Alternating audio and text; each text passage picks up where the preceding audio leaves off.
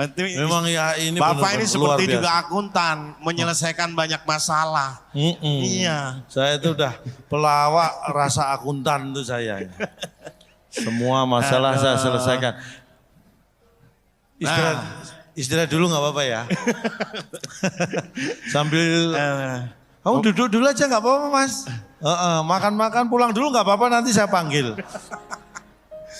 Aduh, luar biasa kehormatan bisa mengisi, menjadi bagian dari acara ini. Ya, karena ini tadi sustainability. Jadi saya diundang memang secara ini berkelanjutan.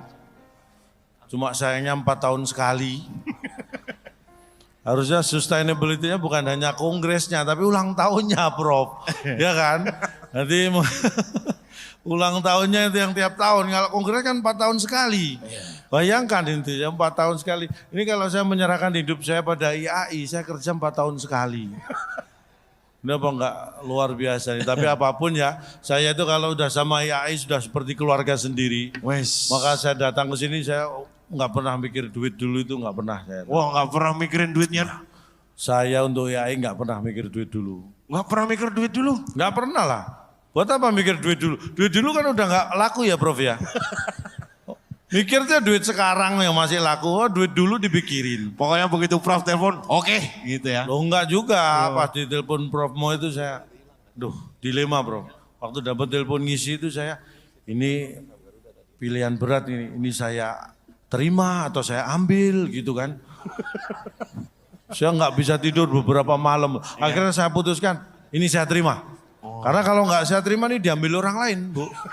Makanya saya terima. Berarti udah nggak ngitung, nggak nanya berapa enggak? Sudah nggak ada tanya berapa itu. Udah hafal 4 tahun yang lalu ya nilai inflasi berapa ya itu kan diberlakukan. Tapi nggak mikir itu ya? Saya itu kalau sama ya itu udah rule-nya itu udah jelas gitu. Apalagi ya, hadir di sini sekali lagi niat saya itu apa? Ibadah.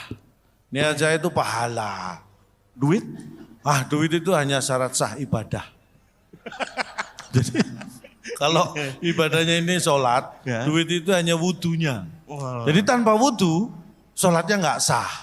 Jadi tanpa duit ya saya nggak sah hadir di sini. Tapi bisa aja deh Bapak ya. Ya, tapi memang juga era digital ya, pasti akuntan itu juga pasti menguasai. Transfer semua sekarang ya. Semua masalah ini sekarang saya aja yang pelawak aja melakukan digitalisasi. Ini serius Bapak Ibu, saya hadir di sini karena digital. Saya hadir di Kongres 14 IAI ini karena digital. Jadi begitu antara manajemen saya dengan panitia IAI, digitnya cocok, baru saya hadir. Digital. Digital tuh bukan itu, digital tuh era transformasi dari manual ke digital. Ini digital, jadi digit adalah segalanya, digital. Digit itu semuanya gitu. Transformasi, yang namanya teknologi itu kalau kita ikuti pasti ada proses transformasi. Ini juga saya setelah digital transformasi. Jadi begitu sudah ditransfer, saya dikasih informasi. Saya ucapkan terima kasih. Itu melalui proses apa? Transisi ya. Masa transisi. Ada transisi. Jadi ketika sudah ditransfer, kantong saya terisi. Aman ya. Meningkatkan ekonomi berarti ya. Iya, ini memang perhatian. Karena yang namanya IAI ini juga perhatian banget dengan UMKM. Ini yang saya bangga. Tepuk tangan buat IAI. Oh gitu ya? UMKM binaan IAI luar biasa. Jumlahnya banyak, ribuan. UMKM, usaha mikro, kecil dan menengah. Ini cuma saya ingatkan kalau bisa usaha mikro dan kecil itu dibikin maju, Prof. Jangan dibikin menengah, takut ketabrak. Bukan menengahnya itu. Kalau kita jalan menengah-menengah kan ketabrak ya Bu ya. Makanya minggir, jangan menengah. Tapi yang penting maju.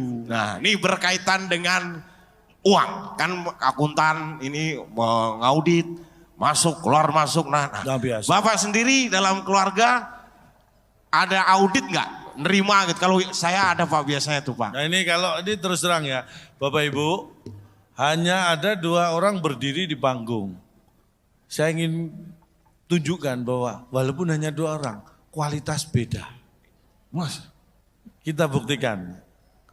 Bicara masalah keuangan, keluarga, audit. Kamu maksudnya gimana? Ya biasa, kalau saya nih ya, jujur ya, kita kan orang entertain sama-sama ya. Misal dapat 5 juta gitu. Sebelum saya kamu kerja, bayaran 5 juta, dapat terus? 5 juta, kerja dapat 5 juta. Sebelum saya kasih istri nih, itu biasanya saya ambil dulu 1 juta. Nggak saya laporkan semua, saya ambil uang laki-laki Pak. Karena kalau sudah masuk, susah keluar Pak. Beda kualitas. Dia dapat 5 juta, yang diserahkan istri 4 juta, yang satu diambil. Iya. Saya tidak pernah seperti itu. Nggak pernah seperti itu? Saya nggak pernah. Nggak pernah ngambil? Bukan, saya nggak pernah terima job kok cuma 5 juta itu apa? Wah, saya nggak, cuma 5 juta, saya nggak pernah. 5 juta itu justru yang saya ambil, sisanya. Ini ngambil. Nggak, tapi terus terang ya, kalau saya diundang di perusahaan Iya. atau apapun, asosiasi apapun itu, acara ulang tahun perusahaan, ada kayak kementerian instansi, ada mungkin BUMN ngundang saya, itu menunjukkan bahwa kinerja sebuah perusahaan, itu kalau acara ngundang saya itu berarti kinerja dan profitnya bagus. laporan keuangan bagus. Lapor keuangan pasti bagus, itu indikasi yang saya perhatikan gitu, kok ada perusahaan BUMN atau perusahaan swasta yang undang saya, oh profitnya pasti bagus. Karena kalau profitnya nggak bagus atau biasa-biasa saja yang diundang kan kamu. Kemarin ada perusahaan nggak bagus nggak ngundang saya Pak. Berarti kamu yang nggak bagus. Dan secara iman tuh harus oke. Nah itu jelas, ini indikator kedua yang selain kinerja yang bagus, profit bagus, iman sudah mantap, sudah stabil. YAI berarti imannya sudah mantap. Akuntan imannya mantap, karena acara ini yang diundang saya, pelawak. Berarti imannya sudah mantap. Karena kalau yang diundang masih ustadz, berarti imannya masih labil. Ini udah mantap ini. Nah tiap tahun dah yakin. Karena memang sebagai seorang akuntan tuh bertanggung jawab dalam Iya, keuangan. Istri saya aja mungkin punya bakat akuntan Pak ya. Istrimu? Iya. Kenapa? Setiap saya kasih tuh nggak langsung dihitung segini gitu, dihitung dulu. Itu bukan, itu bisa jadi akuntan, tapi yang jelas kan dia bukan akuntan. Iya. Berarti ada unsur tidak percaya pada kamu. Beda kualitas. Bapak nggak pernah? Loh, saya tuh kalau ngasih uang ke istri, dihitung tuh nggak pernah. Istrimu ngitung-ngitung itu berarti nggak percaya sama kamu. Beda kualitas Bu. Bukti kedua beda kualitas. Istri Bapak nggak pernah ngitung? Nggak pernah ngitung. Saya kan ngasihnya jelas selembar 100.000. Iya. Kadang-kadang selembar 50.000. Nggak pernah dia ngitung. Wah, percaya itu, trust. Kan cuma selembar Pak. Segini loh selembar itu. Kok segini? Saya ngasihnya saya berdiriin gini. Jadi duitnya segini. itu salah satu bentuk kepercayaan. Menanamkan kepercayaan itu penting ya. Saya pernah sampaikan dunia entertain, kalau akuntan ini kan orangnya memang terpercaya. Tadi Bu Sri Mulyani mengatakan bahwa ini assurance, jaminan. Makanya tadi ditawari Prof, jadi mau Prof punya mantu akuntan Prof. Mau ini. Nanti kalau ada masalah ekonomi bisa saya buat jaminan itu. Menantu. Katanya akuntan tadi jaminan. Bisa jaminan ya. Oke. Tapi memang Prof Eno akuntan banget ya. Wah, sangat benar-benar akuntan. Prof ini luar biasa. Prof ini orangnya baik banget kalau sama saya. Saya kenal beliau itu walaupun sudah lama saya nggak ketemu beliau. Terakhir ketemu saya itu Prof, waktu Prof ketemu saya itu Prof ya. Saya ketemu Prof itu terakhir ketemu beliau ya. Prof ketemu saya itu. Cuma saya lupa waktunya. Tapi dulu Prof itu ingat ya, tahun berapa saya sampai lupa. Bagus. Prof itu ketemu saya, calon dong di bandara Bu ketemu. Gimana Cak? Dulu job sepi Prof. Dompet tambah. 1.000. Alah 1.000. Dolar, US dolar. Dolar loh. Terus 1.000 terus dolar. serius ini? Ini buat keluarga Cak Lontong. Waduh, terima kasih Prof, terbantu banget kan. 6 bulan berikutnya kalau nggak salah ketemu lagi. Gimana Cak? Masih sepi juga Bro. 1.000. Jangan bilang-bilang ini keluarga Cak Lontong. Setahun berikutnya ketemu, agak cerah saya ketemu. Wah, Prof. Saya panggil kan, biasanya saya sembunyi ini, Prof. Wah, gimana? Alhamdulillah Prof. Berkat doanya. Top sekarang. Wah, udah lancar job. Tolong yang 2.000 dikembalikan.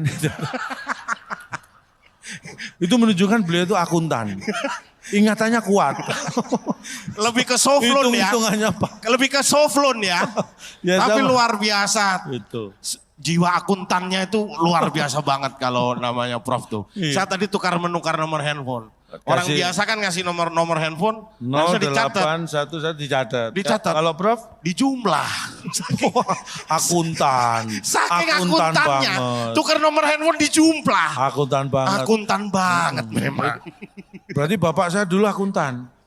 Dulu memang cita-cita seperti itu. Enggak, saya sebenarnya kalau tadi melihat foto-foto yang luar biasa di background tadi kan, ketua IAI. Dari masa ke masa. Dari masa ke masa saya jadi ingat cita-cita saya dulu sebenarnya pengen jadi ketua IAI seperti bapak saya. Wah, bapaknya ketua IAI. Loh enggak, bapak saya juga pengen. Bapak saya juga pengen. Jadi sama, saya pengen, bapak saya juga pengen. Dan sama-sama enggak kesampaian.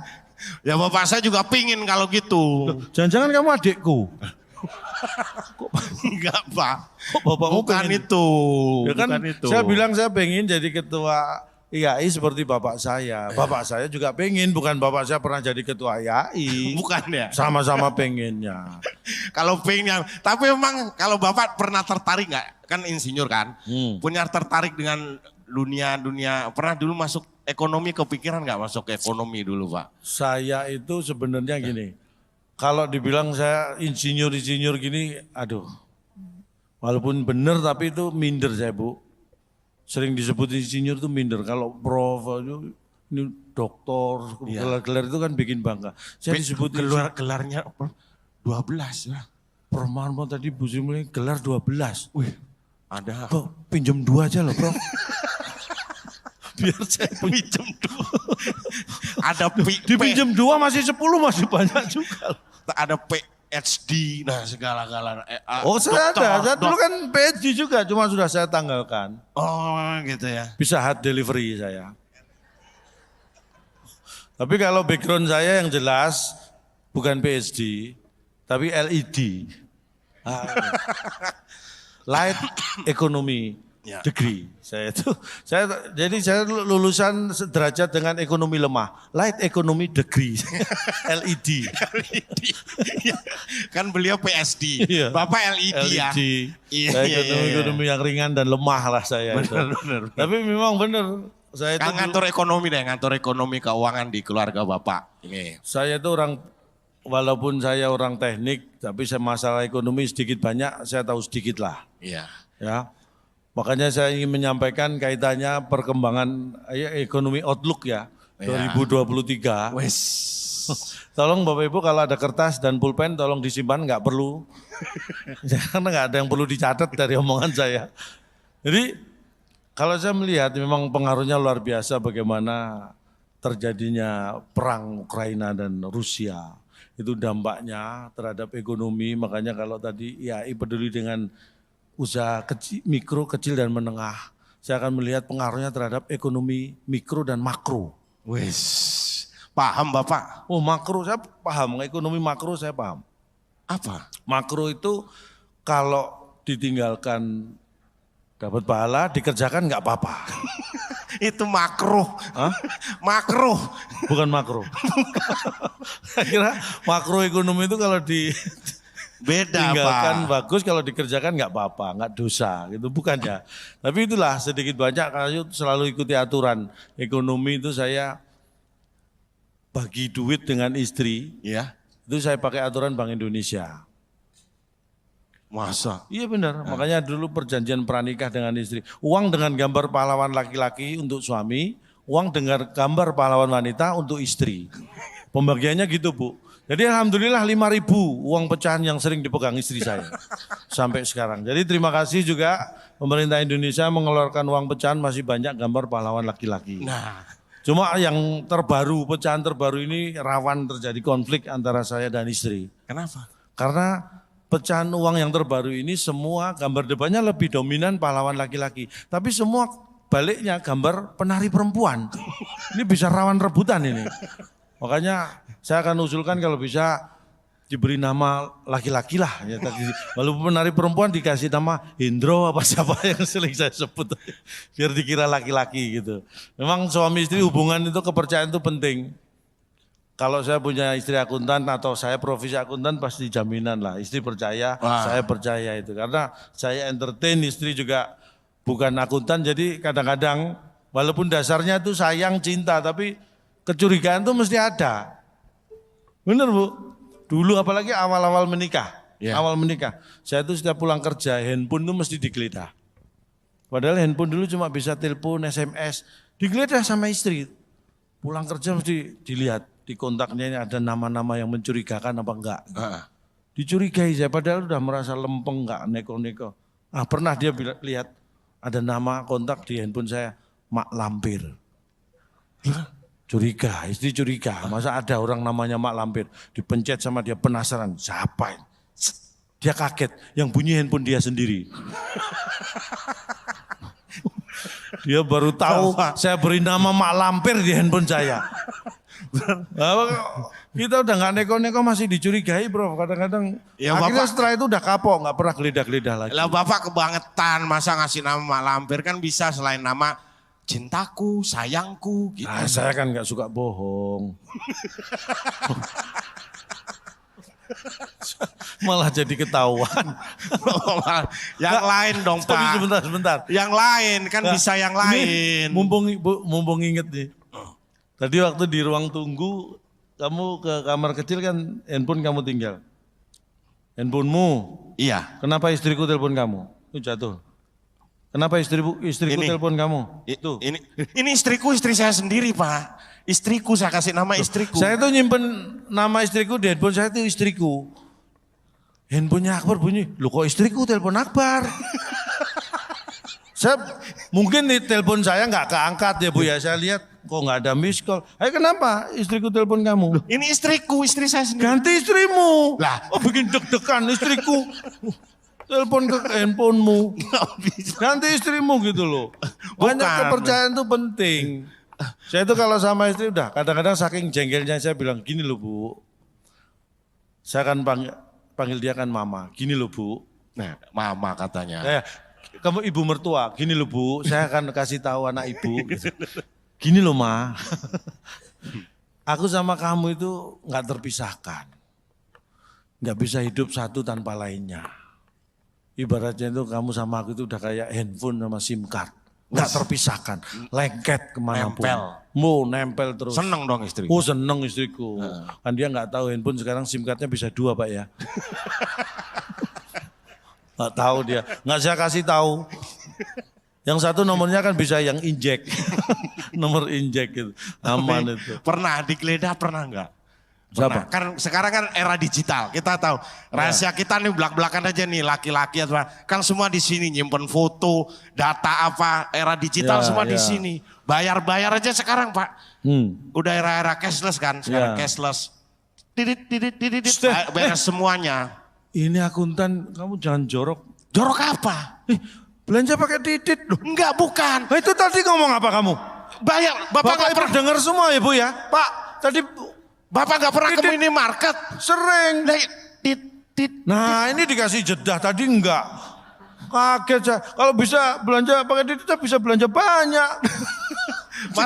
Maksudnya era digital Pak. Iya saya juga tahu. Saya itu justru ini jangan sombong. Sebelum smartphone ada, belanja pakai handphone itu saya yang mengawali. Ini benar Bu. Dulu kalau saya belanja, handphone masih zaman buat SMS sama telepon belum canggih. Belanja udah saya kumpulin ke kasir, saya keluarin handphone gini dah. Berani berapa Pak? Nah gitu, saya belanja udah pakai handphone dari dulu. Kamu tuh baru sekarang aja sombong. Maksudnya belanja, kan gini sekarang belanja ya.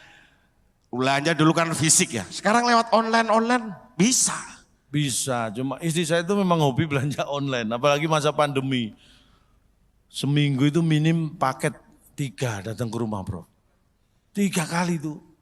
Seminggu itu minim 3, bisa lebih. Belanjanya gak masalah buat saya. Cuma perilaku kurirnya nih yang saya kadang-kadang terganggu. Setiap kantor paket, itu mesti, Bu mohon maaf saya foto dulu untuk bukti ya kan. Iya emang gitu. Iya memang, tapi seminggu 3 kali, sebulan minim 12 kali. Saya Iya. mikir-mikir, ini foto saya lebih banyak di handphone kurir daripada di handphone saya. Foto istri saya itu saya lihat.